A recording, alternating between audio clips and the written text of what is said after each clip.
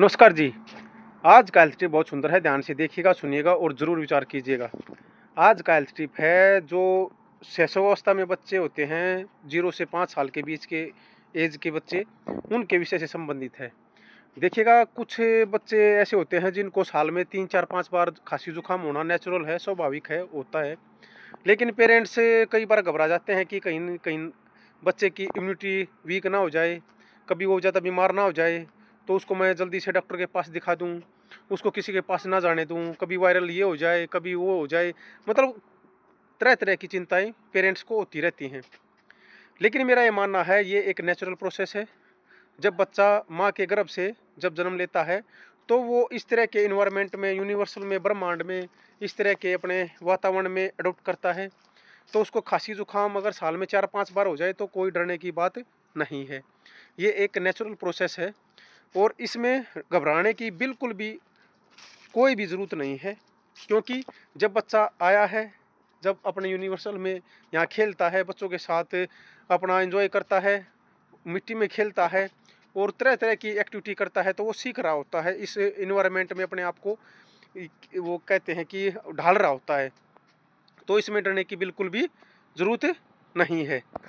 इसके साथ कुछ मिसकैप्शन हैं, जैसे बच्चे को नहलाइएगा मत और उसको कहेंगे कि इस तरह की केला मत खिलाइएगा, कुछ एक्स वाई जेड इस तरह की जो बातें होती हैं उनका ध्यान रख लीजिएगा। और बच्चे को ये भी ध्यान रखना होता है कि उसको हमें लूज कपड़े पहनाएं, टाइट कपड़े ना पहलाएं, जिससे वो एक कंफर्टेबल महसूस करे। इस प्रकार से हम इन चीज़ों का भी ध्यान रखते हुए आगे बढ़ते हैं। तो हम बच्चे को अपना घरेलू उपचार भी कर सकते हैं। जैसे शहद बच्चे को चटा दीजिएगा जब वो शाम के समय सोने के टाइम जाता हो, और उसके साथ मुलैठी का वो पानी में गर्म करके वो मुलैठी का पानी पिला सकते हैं। दूध में हल्दी डालकर बच्चे को वो भी पिला सकते हैं, जिससे उसकी इम्यूनिटी बराबर रही रहे और वो स्ट्रॉन्ग बना रहे।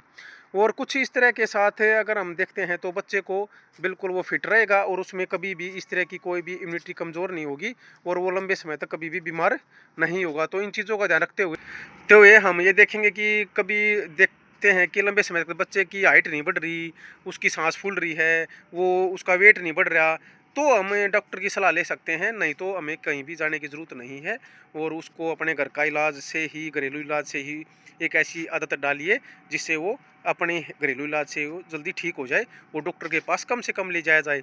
अगर हम डॉक्टर के पास ले जाने की आदत डाल लेंगे तो जैसे जैसे उसकी उम्र बढ़ेगी, वो फिर डॉक्टर के पास ही जाते रहना पड़ेगा और आपके पैसे भी लगेंगे और बच्चा भी कमज़ोर होगा। कभी उसको दवाई लगेंगी, कभी उसको नोज़ल ड्रॉप्स लगेगी, कभी उसको कुछ लगेगा, कभी इंजेक्शन लगेंगे। तो वो उसकी growth, mental growth, health growth, physical growth जो भी है वो रुक जाएगी।